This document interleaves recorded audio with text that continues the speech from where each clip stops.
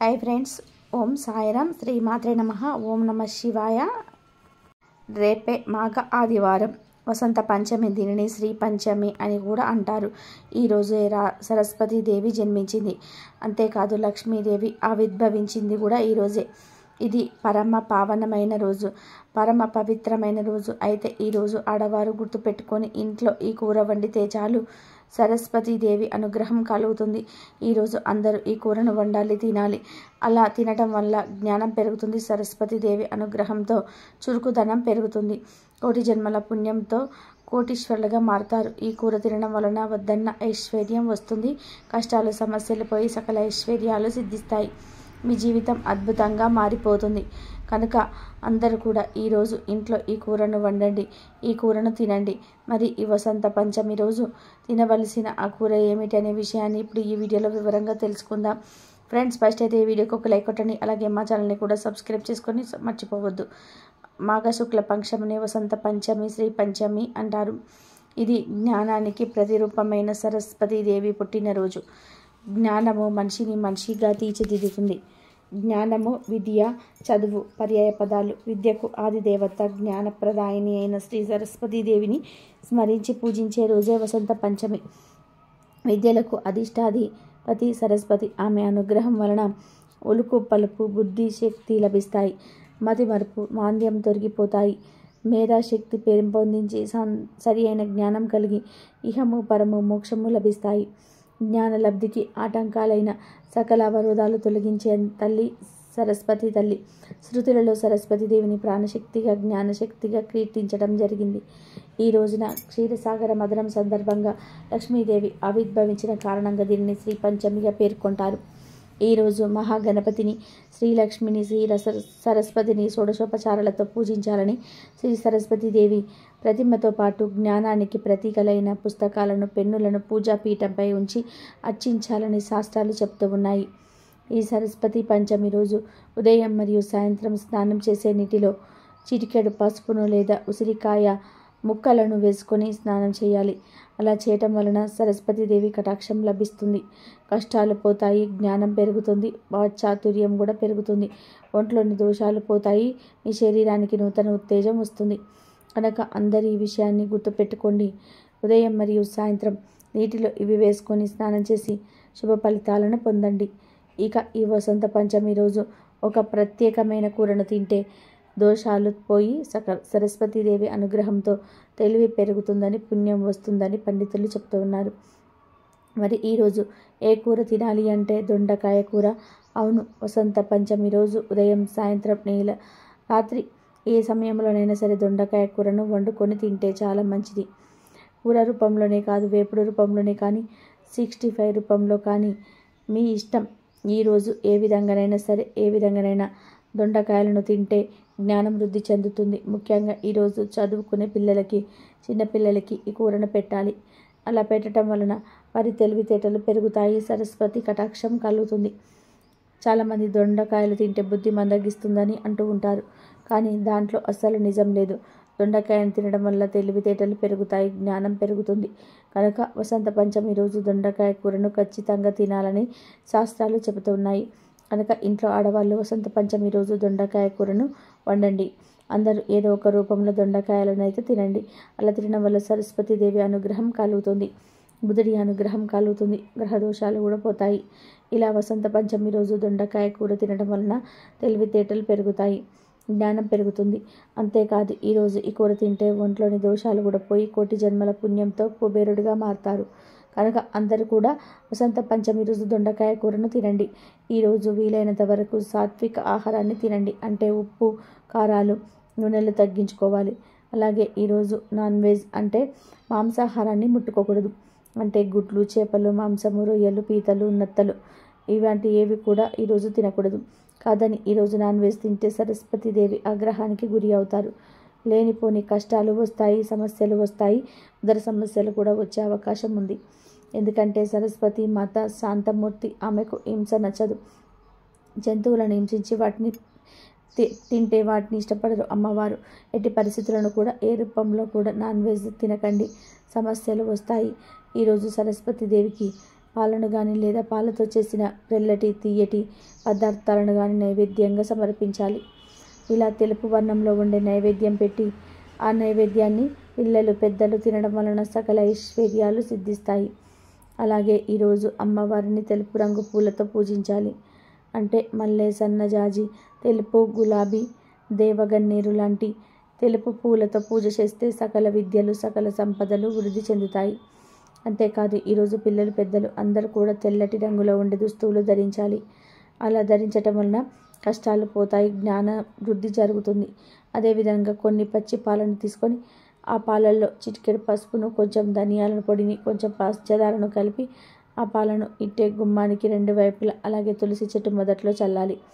అలా చల్లటం వలన ఇంటికి పట్టిన దరిద్రాలన్నీ కూడా పోతాయి, కష్టాలన్నీ పోతాయి, ధనాకర్షణ కలుగుతుంది.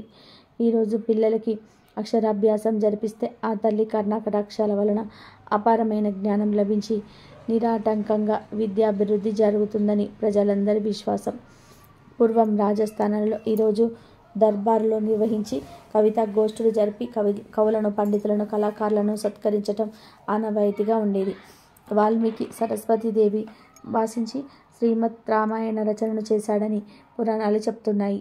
అలాగే వ్యాసమునీంద్రుడు కూడా సరస్వతీదేవి అనుగ్రహం వలన వేద విభజన చేసి పురాణాలను ఆవిష్కరించాడని, మహాభారత, భాగవత, బ్రహ్మసూత్రాలను రచన చేసి భారతీయ సనాతన ధర్మం విస్తృతకు మూల పురుషుడిగా నిలిచాడని ప్రతీతి. భాగవతాన్ని రచించిన బోతన మహాశయుడు సరస్వతీదేవి అనుగ్రహం పొందడమే కాక ఆ గ్రంథాన్ని పొట్టకూటి కోసం నరులెవరికి అంకితం ఇవ్వని వాగ్దానం చేసినట్టుగా చెప్తున్నారు. ఈ శ్రీ పంచమి రోజు సరస్వతీదేవిని తెల్లని పూలతో పూజించాలి. పాలతో చేసిన క్షీరాన్నం నివేదన చేయాలి. ఓం సరస్వతియే నమః అనే మంత్రాన్ని జపించాలి. పుస్తకాలు, పెన్నులు ఎందు సరస్వతీదేవిని ఆవాహన చేసి పూజ చేయాలి. ఈరోజు మాటలను అదుపులో పెట్టుకోవాలి. ఎవరిని దూషించరాదు, ఇతరుల గురించి చెడుగా మాట్లాడరాదు. ఎందుకంటే వాక్కు కూడా సరస్వతి కటాక్షమే. ఈరోజు పిల్లలు పెద్దలు అన్న తేడా లేకుండా అందరూ సరస్వతి మాతను పూజించాలి. విద్యార్థులు ఈరోజు సరస్వతి అమ్మవారి అనుగ్రహం పొందాలి. అమ్మ అనుగ్రహం కలిగితే ఎంతటి వారికైనా అఖండ విద్యా ప్రాప్తి లభిస్తుంది. ఈరోజు అక్షరాభ్యాసం కార్యక్రమాలు నిర్వహిస్తారు.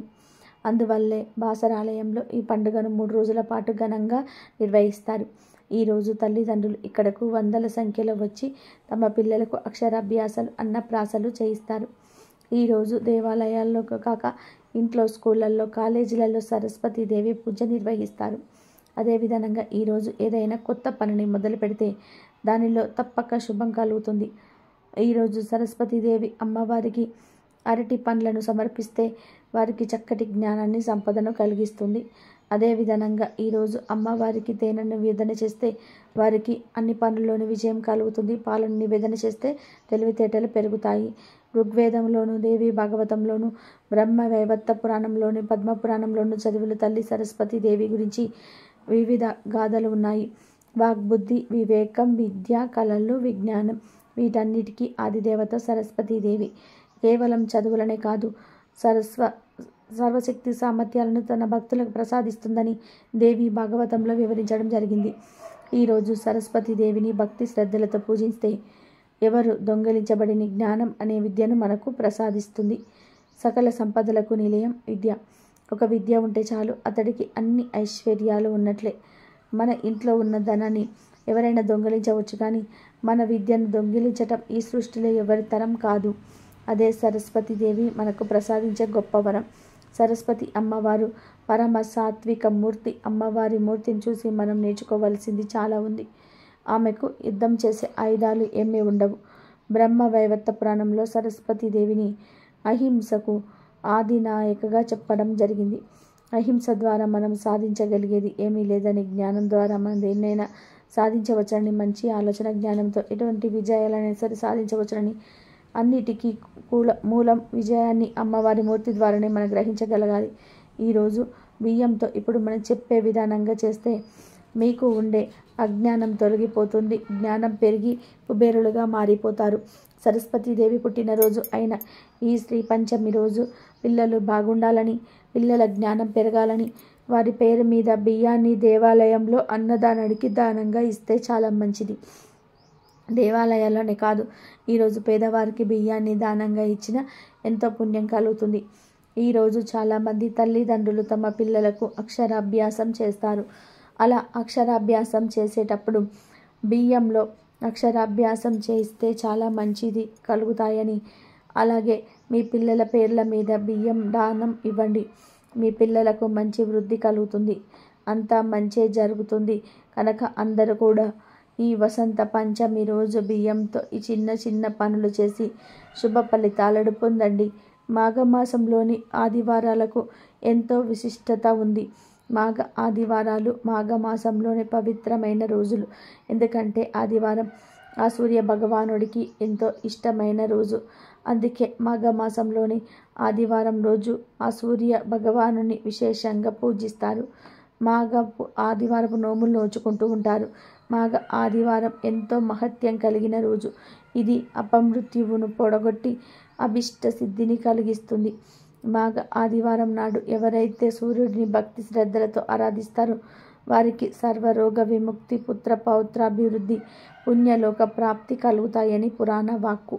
మాఘ ఆదివారం అరుణోదయ వేళ చేసే నదీ స్నానం ఎంతో శ్రేష్టం. అరుణోదయ కాలం అంటే సూర్యోదయానికి గంటన్నర ముందు కాలాన్ని అరుణోదయ కాలం అంటారు. ఈ సమయంలో నది స్నానం చేయాలి, లేదా ఇంట్లోనైనా సరే తప్పక స్నానం చేయాలి. ఆ తర్వాత సూర్యోదయ కాలంలో సూర్య భగవానుని దర్శించి భక్తి శ్రద్ధలతో పూజించాలి. ఇలా చేస్తే అత్యంత పుణ్యఫలం కలుగుతుంది. ఈ మాసంలో కొంతమంది నిత్యదాన వ్రతం చేస్తారు. నిత్యదాన వ్రతం అంటే నిత్యం అన్నదానం చేసే వ్రతం అన్నమాట. అంటే మాఘమాసంలో నిత్యం సూర్యుని పూజించి పిడికెడు బియ్యం ఒక పాత్రలో పోసి భద్రపరచుకోవాలి. ఈ నెల అయ్యాక ఆ బియ్యాన్ని పేదలకు పంచాలి. దీనిని నిత్యదాన వ్రతం అంటారు. మాఘమాసంలో ఎవరైతే ఇలా చేస్తారో వారి ఇంట్లో ఎటువంటి సమస్యలు ఉండవు.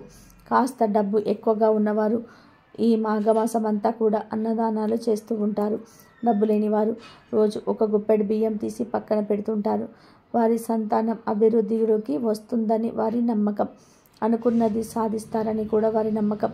కుటుంబంలోని వారు దినదిన ప్రవర్తమానంగా ఎదుగుతారు. మాఘమాసంలో ఆదివారం రోజు అరుణోదయ కాలంలో నదులు, చెరువులు, మడుగులు, కొలనులు, బావుల్లో కానీ చివరిలో నీటి పడిగలో కానీ స్నానం చేస్తే ప్రయాగలో స్నానం చేసినంత ఫలం దక్కుతుంది. మాఘ ఆదివారం రోజు అరుణోదయ వేళలో దీపారాధన, తిలహోమము, తిలదానము, తిలపక్షణ చేస్తే ఎన్నో కోట్ల రెట్ల పుణ్యఫలం దక్కుతుంది. మాఘ ఆదివారం రోజు నది, చెరువు, బావి అందుబాటులో లేకపోతే ఇంట్లోనే స్నానం చేయవచ్చు. మాఘ ఆదివారం రోజు పాలు, బెల్లము పొంగల్ని తయారు చేసి వేడివేడి పొంగల్ని చిక్కుడు ఆకుల్లో వేసి సూర్యుడికి నివేదన చేసి ఆ తర్వాత కుటుంబ సభ్యులంతా కూడా ఆ పొంగలిని తినాలి. ఇలా తింటే ఆరోగ్యానికి చాలా మంచి జరుగుతుందని మన పూర్వీకులు చెప్పారు. ఇక ఈ మాఘ ఆదివారం రోజు బెల్లాన్ని దానం చేస్తే పార్వతీదేవి సంతోషిస్తుంది. ఉప్పును దానంగా ఇవ్వడం వలన సాక్షాత్తు ఆ శివుడు ఆనందిస్తాడు. కానీ ఈ దానాలన్నీ కొంతమంది బ్రాహ్మణులు మాత్రమే స్వీకరిస్తారు. కనుక ఈ దానాలు స్వీకరించే వారిని తెలుసుకొని మాఘ ఆదివారం రోజు వీటిని దానంగా ఇస్తే అష్టదరిద్రాలు పోతాయి, అష్టైశ్వర్యాలు కలుగుతాయి. మాఘ ఆదివారం రోజు నువ్వులను గోవులకు తినిపిస్తే సమస్యలన్నీ కూడా తొలగిపోతాయి, ఐశ్వర్యం సిద్ధిస్తుంది. కాబట్టి నేను కూడా ఆ మాఘ ఆదివారం రోజు ఈ పనులు చేసి శుభ ఫలితాలను పొందండి. ఈ వీడియో నచ్చితే లైక్ చేసి షేర్ చేయండి, సబ్స్క్రైబ్ చేయండి. మరొక మంచి వీడియోతో మళ్ళీ కలుద్దాము. మాఘపు ఆదివారపు నోములు నోచుకోవాలి. ఎంతో మహత్యం కలిగిన రోజు కాబట్టి ఇది అపమృత్యువును పొడగొట్టి అభిష్ట సిద్ధిని కలిగిస్తుంది. మాఘ ఆదివారం నాడు ఎవరైతే సూర్యుని భక్తి శ్రద్ధలతో ఆరాధిస్తారో వారికి సర్వరోగ విముక్తి కలుగుతుంది.